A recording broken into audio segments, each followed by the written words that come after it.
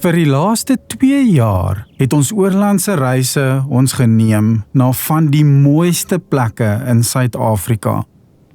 Van die groen kus van die Oos-Kaap tot die rooi stof van die Namakwa-land. Maar hierdie keer sit ons versier op iets groter, iets verder, iets wilder. 'n Reis wat ons neem ver noord van Port Elizabeth na 'n wêreld sonder tyd. You crossed the border. As hy my bakkies op pas, you've crossed the border. So nader aan realiteit as dit gaan dit nie raak nie. Ons is nou in die rivier, Nosop rivierbed. So aan die ander kant dan is ons amptelik volgens wet in Botswana. Karen sê nou, ek bedoel dit lyk vir my ons spore is die eerste varsspore op die pad vandag.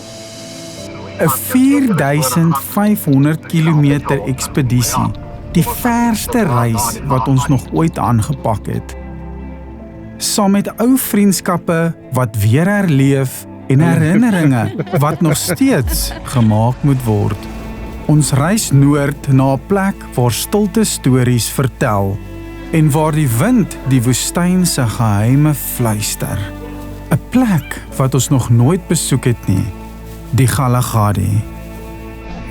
Rustigheid wat oor 'n mens kom net om daar te sit. Dit is net asemrowend, regtig. Dit is, ja, jy kan dit nie beskryf nie, soos ek sê, mens moet self kom en hierdie kom ervaar. Met 'n nuwe voertuig opset, 3 weke se avontuur en die belofte van nog 'n storie om te vertel.